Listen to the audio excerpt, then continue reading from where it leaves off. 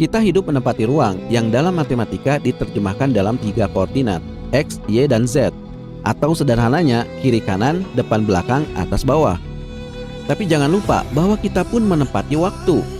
Kapan kita berada di 3 koordinat itu? Sehingga sebenarnya kita hidup bukan di alam 3 dimensi, tapi 4 dimensi, dengan waktu sebagai dimensi keempat. Nah, bagi Einstein, ruang waktu yang 4 dimensi ini harus dipandang sebagai satu konstruksi yang utuh, tidak terpisah. Sehingga semua kejadian harus dipandang bagaikan rekaman film yang setiap framenya tersusun jadi satu blok. Seolah-olah masa lalu, masa kini, dan masa depan jadi satu. Maka kita bisa mulai melihat lintasan setiap kejadian dalam ruang waktu. Benda yang jatuh pun akan tampak melengkung dalam dimensi waktu. Tapi yang menarik, kata Einstein, yang melengkung itu bukan bendanya, tapi ruang waktunya. Jadi pada awalnya, ruang waktu itu flat, semuanya dalam garis lurus. Tapi ketika massa atau energi hadir di sana, geometrinya berubah, jadi melengkung atau meregang. Maka apapun yang melintasinya akan terpengaruh oleh lengkungan ruang waktu ini. Objek yang tadinya bergerak lurus akan berbelok. Begitupun dengan benda yang diam, akan mulai bergerak mengikuti lengkungannya. Inilah gravitasi menurut Einstein. Picture, if you will, a framework of invisible lines via mesh supporting a pillar concrete. Yet, unlike rigid wire, this gridwork is curved.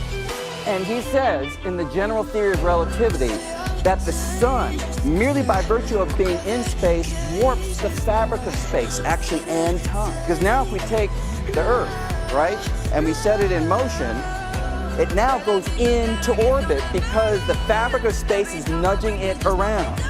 Memang sekilas pandangan Einstein ini terlalu mengada-ngada, bahkan para fisikawan pun awalnya ragu.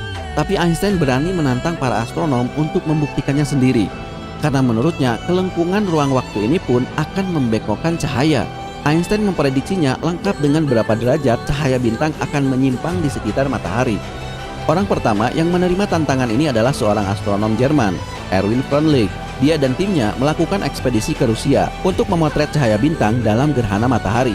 During an eclipse, Erwin can photograph the position of the stars in the daytime sky, and we can compare them to their position in the night sky, thus proving the sun's gravity bends starlight. Sayangnya, Erwin gagal melakukannya karena keburu ditangkap oleh tentara Rusia yang saat itu sedang perang melawan Jerman di Perang Dunia I. Who ordered you to come? I'm here on behalf of the great physicist, Albert Einstein. You work for Albert Einstein? Yes. Tapi pada gerhana berikutnya, yaitu di tahun 1919, prediksi Einstein ini berhasil dibuktikan oleh Arthur Eddington, astronom Inggris. Dan seperti prediksi Einstein, cahaya bintang betul-betul berbelok dan hanya berbeda 0, sekian derajat dari prediksi Einstein. Mr. Eddington, what did your photographs prove exactly? That gravity bends light passing next to the sun by approximately 1.7 arc seconds, just as Dr. Einstein predicted. The laws of Sir Isaac Newton just received their first major modification in over 2 centuries. Inilah kemenangan bagi Einstein, membuktikan bahwa teorinya benar. Tapi kalian harus catat bahwa teori Einstein ini lebih kompleks dari yang kalian pikir. Karena teori ini tidak sekedar berbicara soal gravitasi, tapi keseluruhan alam semesta dalam konteks ruang waktu. Karena itu, Einstein membutuhkan waktu sampai 8 tahun untuk menyusunnya, dari 1907 sampai 1915, bergelut dengan formulasi matematis yang sangat kompleks, hingga akhirnya menemukan rumus finalnya. These calculations will explain once and for all relativity. It is complete.